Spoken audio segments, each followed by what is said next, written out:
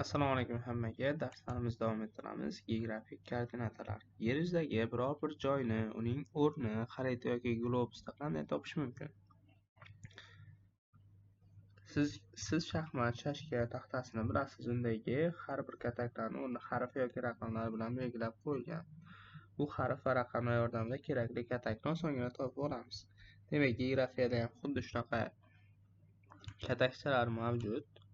Ularni biz ya'ni meridian hamda parallel chiziqlarni kesishdan hosil bo'lgan xaritada ularni biz daraja graduslar ya'ni daraja to'rlari deymiz. Daraja to'rlari yordamida yer yuzining har bir shahar, har bir cho'qqi, har bir daryoni boshlanishidan quyilish joylari, okean, dengizlarni, orollarni o'rnini aniqlashimiz mumkin. Ya'ni shu koordinatalar orqali biz joylashgan o'rnini va boshqalarni topishimiz mumkin. Globus hamda xaritalarda parallel chiziqlar geografik kenglikni bildiradi. Geografik kenglik deb ekvatordan berilgan nuqtagacha bo'lgan meridian yoyining daraja gradus hisobidagi kattaligiga aytiladi. Ekvator 0 gradus kenglik deb qabul qilinadi. Qutblar esa 90 gradus deb olinadi. Qutblar doimo 90 gradus deb qabul qilinadi. Bu qoida. Misol uchun globus yoki xaritada istagan nuqtaning kengligini aniqlashimiz mumkin. Masalan, Toshkent 40 hamda 50 gradus parallellar oralig'ida joylashgan. Qohira esa 30, Kiyev esa 50 gradus parallel ostida joylashgan. Kiyevni eslab qolish uchun 50 edi. Kiyev harfida 1, 2, 3, 4, 5 ta harf bor. Har bir 10 gradusdan qabul qilsangiz 50 gradus chiqadi. Bu parallellar hammasi ekvatordan shimolda joylashgani sababli shimoliy kenglik, agar janubda joylashgan bo'lsa, janubiy kenglik deb ataladi. Hozir bularni bittadan ko'rib chiqamiz. Mana misol uchun mana ekvator deb kengliklar mana ekvatordan yuqori shimoliy kenglik mana 0 gradusdan boshlab 90 gradusgacha davom etyapti. Janub ham xuddi shunday. Ya'ni shimoliy kenglik ekvatordan shimolda joylashgan, ostida joylashgan bo'lsa janubiy kenglik bo'ladi. Ya'ni geografik kenglik nima? Meridianning ekvatordan berilgan nuqtagacha bo'lgan qismini yoy daraja hisobida kattaligiga aytiladi. Toshkentni ko'rsak, 40 hamda 50 gradus oralig'ida joylashgan. Shuning uchun bu yerda 40-50 gradus deb aytib ketyapti. Xuddi shunaqa bo'ladi.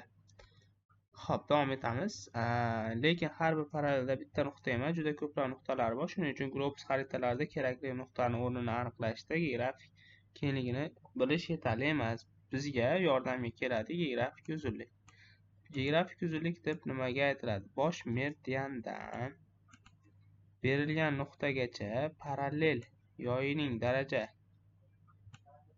hisobida uzunligiga aytiladi. London shahri yaqinida Greenwich rasadxonasi o'tgan bosh meridian deb qabul qilingan.